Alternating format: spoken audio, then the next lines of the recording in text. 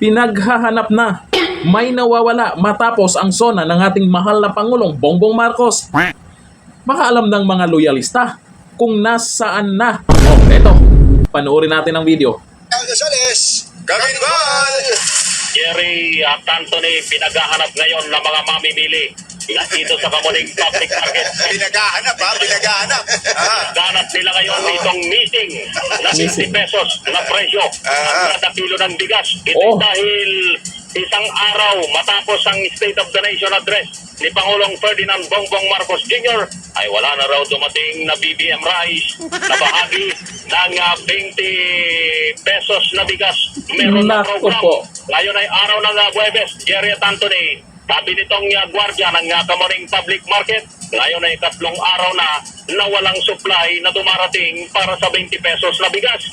Inabutan ng DCRA News itong si Aling Goreng na naghahanap ng murang bigas. Sabi ni Aling Goreng, 20 pesos lamang daw kasi ang kayang bilhin ng kanyang pamilya na mayroong 7 miyembro. Napipilitan tuloy sila na bumili muna ng mas mahal na presyo na ang kada kilo ay mahigit sa 40 pesos. Kahapon ay pinagmalaki ng Department of Agriculture na magbebenta na rin ng 20 pesos na bigas sa mga NFA warehouses pagtapit ng 13 ng Agosto. Target ng DA na unang makabibili muna ng 20 pesos na bigas sa mga bodega ng NFA yan sa bahagi ng Region 2 at Region 3 ay yung mga magsasakang nakalista sa ilalim ng RSBSA o yung Registry of System for Basic Sector in Agriculture. Ito yung listahan ng mga lehitimong mga magsasaka sa buong bansa.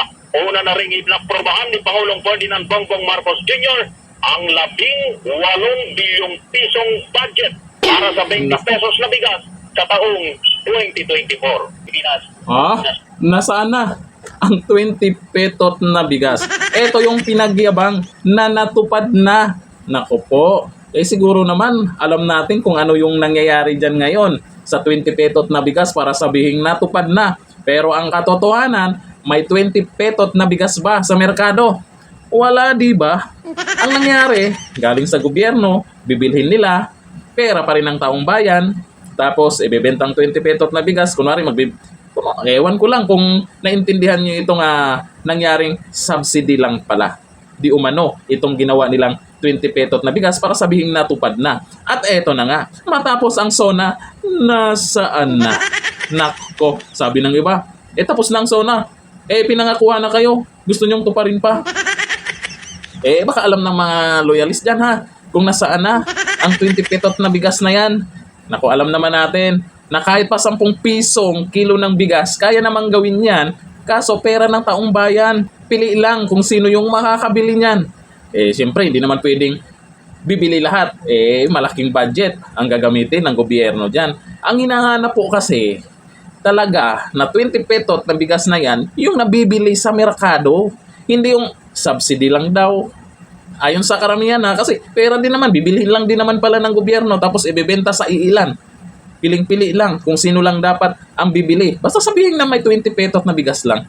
Naku po. Tapos ngayon, pagkatapos ng SONA, ito yung mabalitaan natin. Galing mismo yan sa DZRH News. Andyan po si Katunying. Ayon po dito, magbasa tayo ng komento. Anong masasabi nila dyan? Sabi ni John Ray Benitez, for SONA's purpose only. Anong for SONA purposes only? Naku po. Sabi ni Mark Jumawan, pinangakuan na nga kayo. Gusto nyo pa to pa rin. Lakadiha. Sabi ni Leonina Abella, tapos na ang SONA. Next year, 2026, pag malapit na uli ang SONA, baka magbebenta sila ng 20 pesos. Di ko nga nakita yung 20 pesos dito sa palengke namin. Sabi ni Ramel Mending, wag na umasa, budol na naman kayo. Sabi ni Mox Rasul, tapos na ang botohan at SONA, maghintay ulit kayo sa 1 taon. Sabi ni Mox Rasul yan ito naman ay komento nila at opinion siguro nila sa mga nakikita ngayon dyan tungkol sa 20 petot na bigas at pinagyabang na naman ng SONA Sabi ni Joey, andyan ang 20 pesos na bigas na overwhelm lang. Sana ito na nga. Sa bagay, yung iba, alam na yung pinagyayaw-yaw ni Dunyor. Naiintindihan na nila yan. Pero yung iba kasi, talagang paniwalang-paniwala pa rin kayo din, dito pa lang sa 20 petot na bigas, makikita nyo kung anong diskarte nila. Pero kahit pa paano may mga nakakabili naman. Pero yun nga lang, para sabihin lang na natupad. Sus talaga. Yan yung mga pinapangako niyang iba. Ano na? Anyari na. Kaya mag-alala. Meron yan. May 20 petot na bigas yan. Hindi lang natin alam kung nasaan. Tapos yung nakakabili, nagrereklamo pa. Tinupad na nga, magrereklamo pa kayo na mabaho, na magganito. Na kayo magreklamo. Pag nagreklamo, masama kayo. Ganon. Ngayon. Hanggang dito lang. Thank you. Bye-bye.